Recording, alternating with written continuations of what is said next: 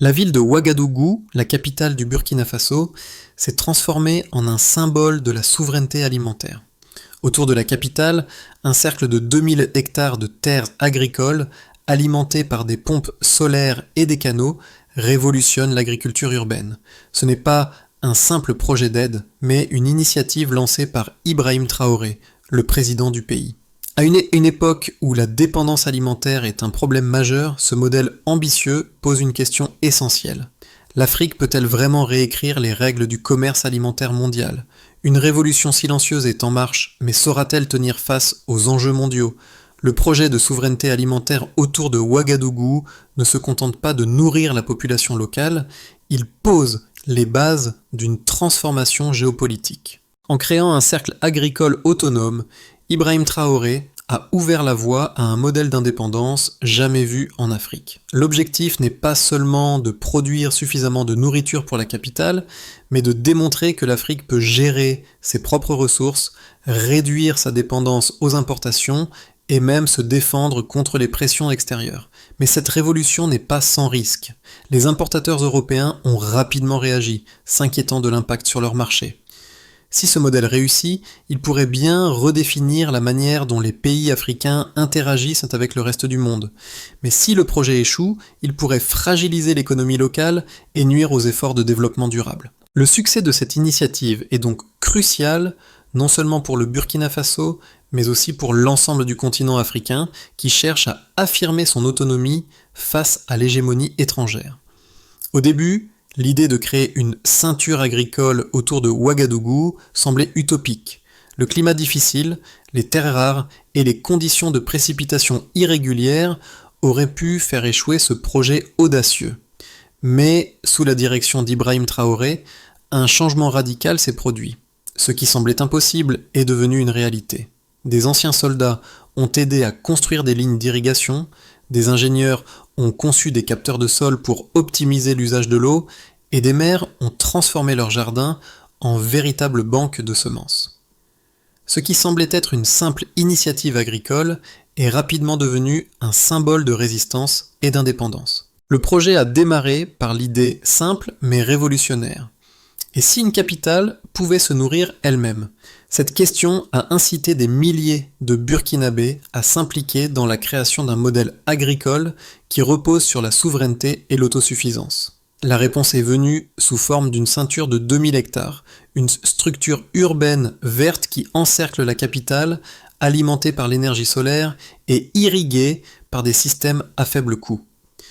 En 6 mois, le paysage de Ouagadougou a changé. Des terres stériles sont devenues des champs verdoyants, où poussent des tomates, des laitues et d'autres légumes, répondant à une grande partie des besoins alimentaires de la ville. Mais au-delà des chiffres et des résultats agricoles, ce projet est porteur d'un message plus profond. Il s'agit d'une réaffirmation de la dignité africaine. Chaque tomate cultivée localement est un acte de défi envers la dépendance à l'aide étrangère. Alors que l'Occident hésite encore à remettre en question ses modèles de consommation, le Burkina Faso montre qu'il est possible de réinventer son avenir à partir du sol sans attendre l'aide des autres. Ibrahim Traoré n'est pas simplement un président, il est l'architecte d'une vision audacieuse pour l'avenir du Burkina Faso. Dès le début, il a compris que la véritable indépendance économique ne se résume pas à la dépendance à l'aide extérieure, mais à la capacité d'un pays à nourrir ses propres citoyens. Ce projet, bien plus qu'un simple modèle agricole, est un symbole de la réaffirmation du contrôle sur les ressources nationales. Sous sa direction, les Burkinabés ont adopté un modèle de développement où l'innovation locale a remplacé la dépendance à des solutions importées. Les premiers résultats ont été frappants. En quelques mois seulement, les zones agricoles autour de Ouagadougou ont produit des légumes de manière régulière et à faible coût. Les marchés locaux ont commencé à se remplir de produits frais cultivés à moins de 10 km de la ville, réduisant ainsi la dépendance aux importations coûteuses. Plus encore, la réussite de cette initiative a généré une fierté nationale. Les citoyens ont vu dans ce projet non seulement un moyen de se nourrir, mais aussi une manière de reprendre le contrôle de leur destin. Le plus grand impact, cependant, a été sur l'esprit de la population. L'idée que le pays pouvait se nourrir seul a ouvert une nouvelle voie pour l'autosuffisance et l'indépendance économique. Les agriculteurs, qui auparavant dépendaient des exportations, ont désormais un rôle crucial dans le développement national. Ce projet n'a pas seulement changé le paysage physique de la ville, il a réécrit les règles de l'économie et a donné à la population l'espoir d'une véritable autonomie. La ceinture agricole de Ouagadougou a commencé comme une simple idée, transformer une capitale urbaine en un modèle d'autosuffisance. Mais ce projet, sous la houlette du président Ibrahim Traoré, a pris une ampleur bien plus grande que prévu. Dès le début, le processus a été une course contre la montre. Les premières étapes ont consisté à aménager 2000 hectares de terre autour de la ville, un défi de taille en raison des conditions climatiques et de la rareté des ressources naturelles. Mais avec des pompes solaires et un réseau d'irrigation conçu à faible coût, les terres stériles ont rapidement commencé à se transformer en champs fertiles. Le projet a été activé en plusieurs phases, chacune marquée par des succès immédiats. La première étape a été de planter les premières cultures, telles que des tomates et de la laitue, qui ont rapidement commencé à se vendre dans les marchés locaux. Ce n'était pas qu'un changement agricole, c'était une révolution sociale et économique. L'initiative a permis à des milliers de familles de se nourrir localement, réduisant ainsi la dépendance aux importations coûteuses. Le véritable tournant s'était survenu lorsque les résultats ont commencé à dépasser les attentes.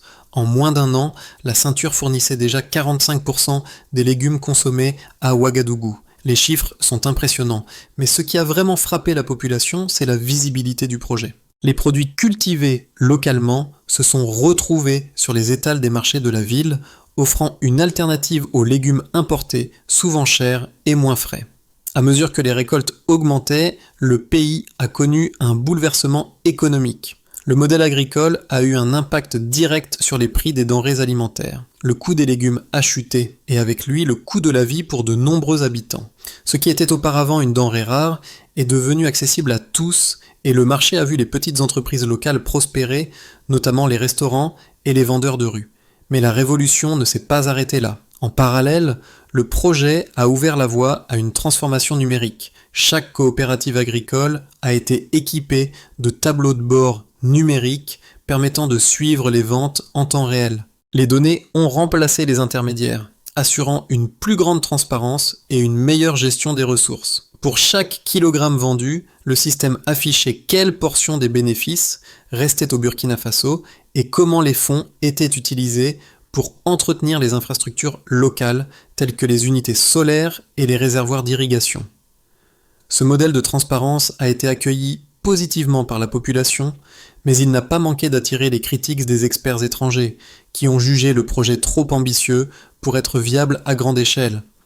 Pourtant, malgré les doutes, les résultats ont été irréfutables. Le Burkina Faso avait prouvé qu'il était possible de se nourrir seul, sans dépendre des importations ou de l'aide internationale. Ce fut une démonstration de puissance tranquille et de souveraineté retrouvée. Les chiffres derrière la ceinture agricole de Ouagadougou sont impressionnants et témoignent de l'impact réel du projet. En 2024, après seulement 6 mois d'activité, la production locale a commencé à combler une part substantielle des besoins alimentaires de la capitale. À la fin de l'année, la ceinture fournissait déjà 45% des légumes consommés à Ouagadougou. Cela représente une réduction de près de 40% des importations de légumes, un résultat significatif pour un pays historiquement dépendant des denrées importées. Le succès des cultures n'a pas seulement été mesuré en termes de volume, la rentabilité a également été un facteur clé. Le coût des légumes produits localement a chuté de 30% par rapport à celui des légumes importés, ce qui a permis de rendre la nourriture plus accessible à une population à faible revenu. De plus, la réduction des coûts liés au transport et à la logistique des importations a eu un impact direct sur l'économie locale, stimulant la croissance des entreprises locales. Un autre chiffre marquant a été la création d'emplois. Plus de 10 000 personnes ont été impliquées dans les différentes phases du projet, des agriculteurs aux ingénieurs, en passant par les techniciens en charge de l'entretien des pompes solaires et des infrastructures d'irrigation. En un an, le taux de chômage à Ouagadougou a diminué de 14%, une statistique impressionnante pour une ville en plein développement. Mais l'impact de ce projet va bien au-delà des chiffres économiques. Il s'agit d'une véritable transformation sociale. Les familles qui étaient auparavant dépendantes des aides alimentaires ont maintenant accès à des produits frais cultivés à proximité. Les petits restaurants ont rouvert, les écoles ont vu une amélioration de la qualité des repas servis et les taux de nutrition se sont améliorés, selon les rapports des hôpitaux locaux. Les agriculteurs qui étaient autrefois sur le marché des exportations se sont maintenant concentrés sur la production pour leur propre pays, renforçant ainsi la résilience du système alimentaire local. Les résultats quantifiables ne sont pas limités aux seuls chiffres économiques. Les effets sur le développement social et humain sont également indéniables. Les écoles et les hôpitaux de la région bénéficient désormais de meilleures ressources grâce à la production alimentaire locale.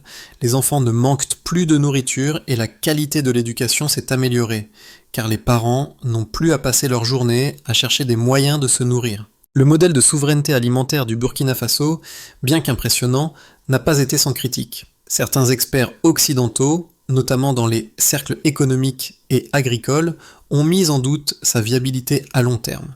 Ils affirment que la petite échelle du projet et son caractère localisé le rendent difficilement réplicable dans d'autres pays d'Afrique.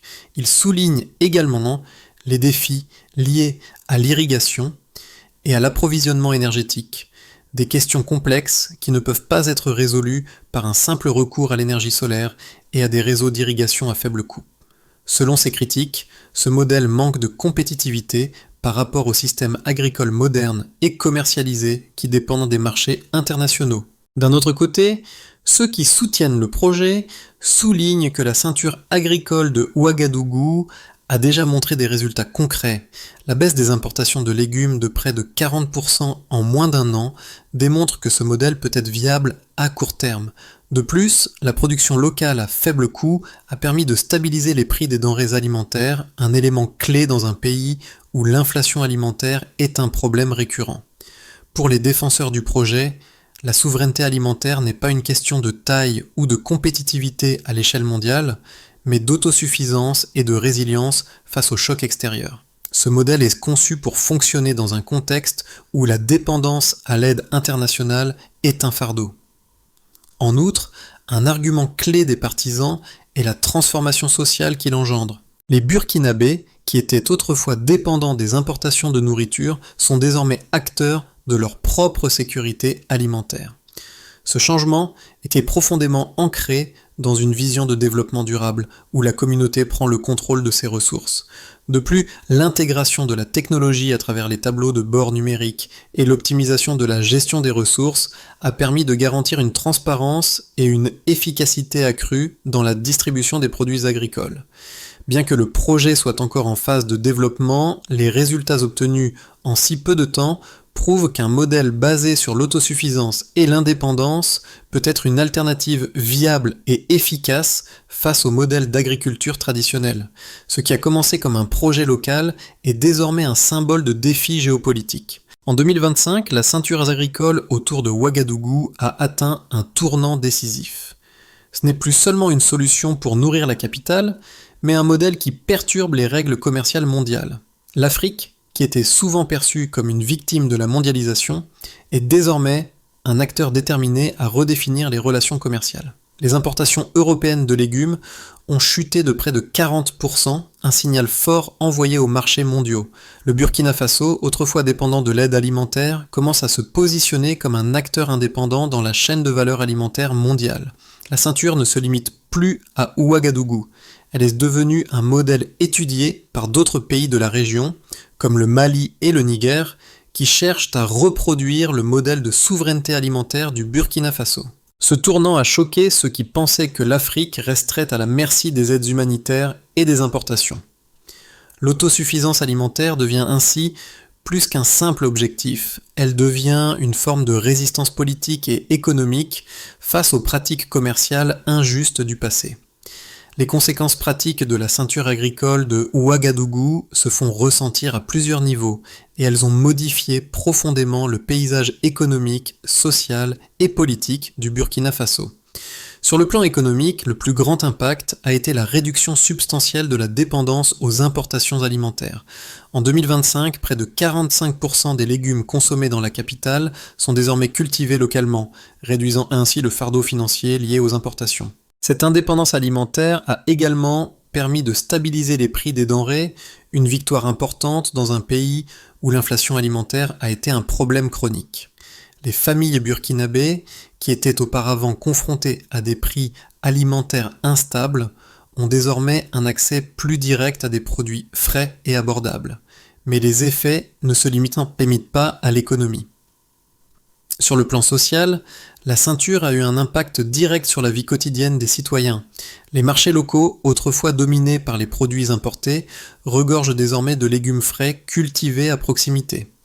Les restaurants locaux ont vu leurs affaires prospérer, et les petits producteurs ont pu accéder à un marché plus stable et plus rentable.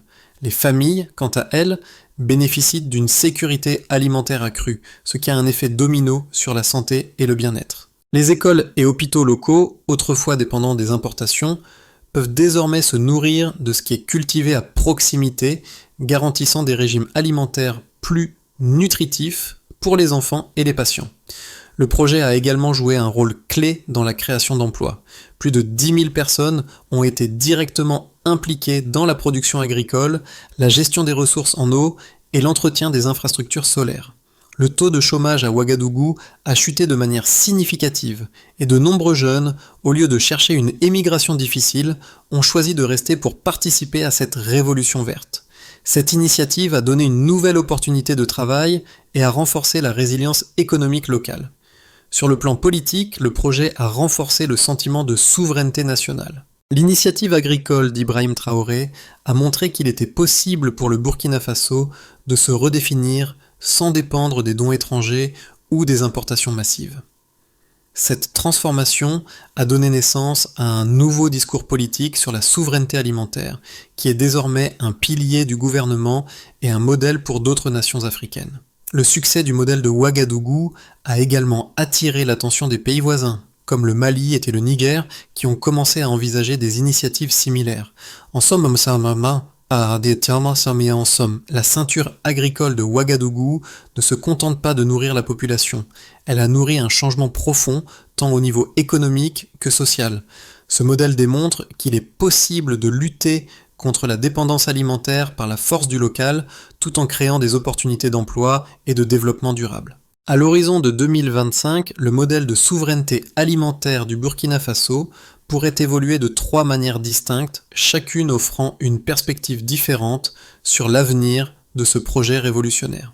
Dans le scénario de base, croissance et expansion dans le scénario de base, le modèle de la ceinture agricole autour de Ouagadougou continue de croître. D'ici la fin de 2025, la production locale pourrait atteindre 60% des besoins alimentaires de la capitale. L'infrastructure d'irrigation et les pompes solaires seront étendues à de nouvelles régions, renforçant la résilience de la ville face aux sécheresses et autres perturbations climatiques. Le modèle sera étudié par d'autres pays de la région, et le Mali, le Niger et le Bénin pourraient commencer à reproduire ce système. La transformation numérique continue d'améliorer l'efficacité des coopératives agricoles avec une transparence totale sur la production et les revenus. L'exportation de technologies agricoles et de solutions solaires pourrait également commencer, ce qui positionne le Burkina Faso comme un leader dans l'exportation de savoir-faire agricole durable en Afrique. Dans le scénario optimiste, l'expansion géopolitique. Dans le scénario optimiste, la ceinture agricole devient un symbole de souveraineté verte et un catalyseur pour un changement de paradigme au niveau continental. Le modèle du Burkina Faso pourrait provoquer une prise de conscience régionale et mondiale sur la nécessité d'une autosuffisance alimentaire en Afrique. Le projet pourrait inspirer un mouvement panafricain de souveraineté alimentaire, avec plusieurs pays africains suivant l'exemple. En outre, les économies locales bénéficieraient d'une augmentation des exportations agricoles et la réduction de la dépendance alimentaire pourrait inciter l'Union africaine à mettre en place des politiques agricoles continentales plus intégrées et résilientes.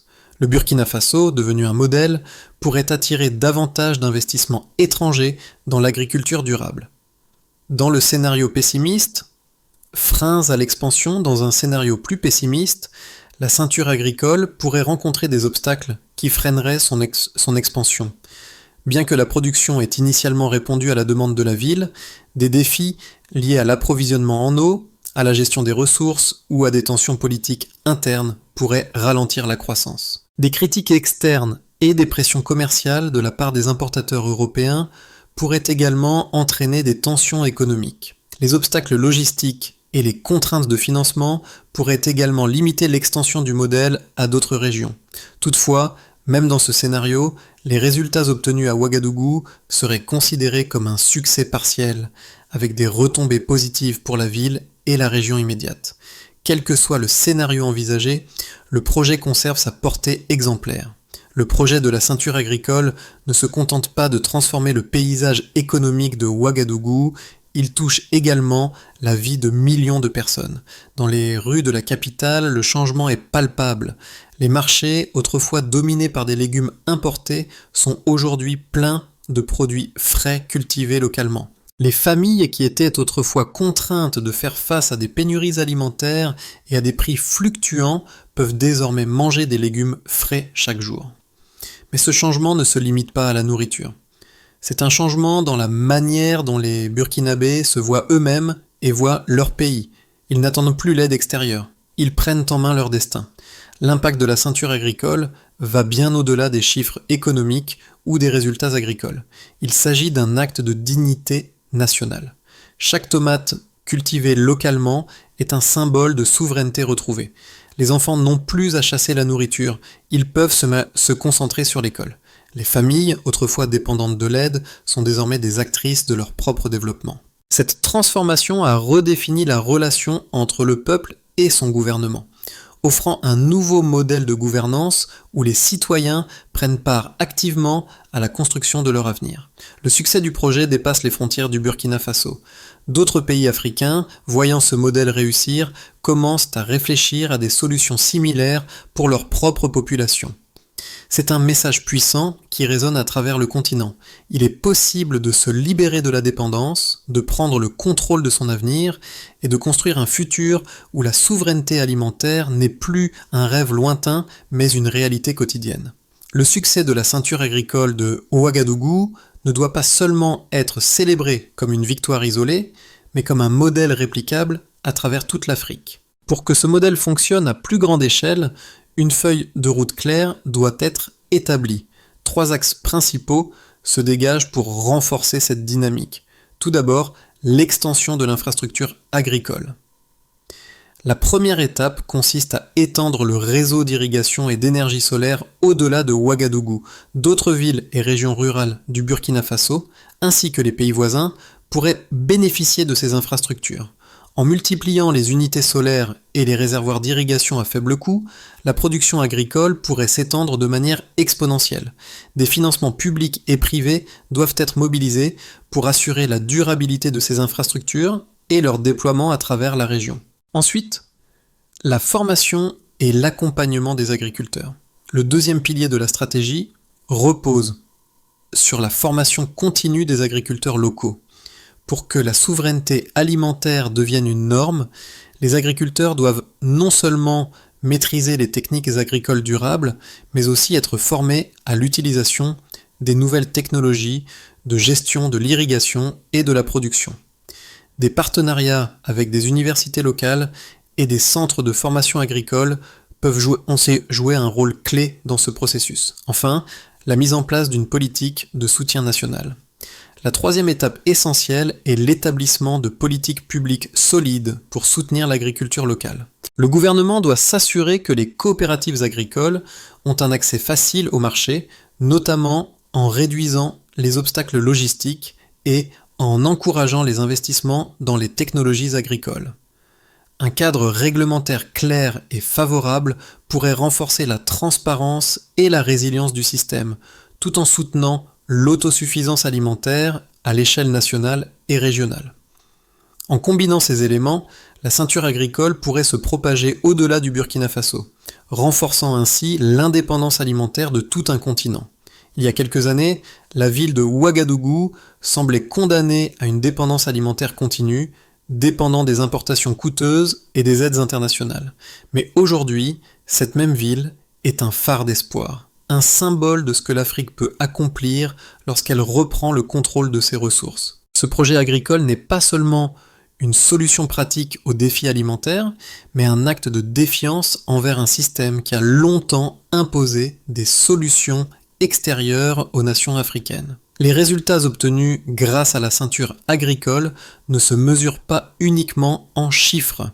Ils se mesurent dans les yeux des enfants qui mangent des repas équilibrés chaque jour, dans le sourire des mères qui ne doivent plus courir après la nourriture.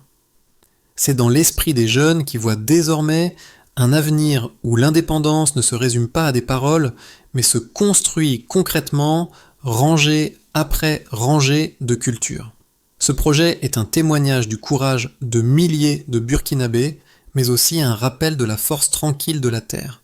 Là où autrefois la faim régnait, aujourd'hui, la terre nourrit non seulement des corps, mais des espoirs. Comme Awa, la veuve qui désormais livre ses légumes aux hôpitaux, ce n'est plus un cri de désespoir, mais un chant d'autonomie.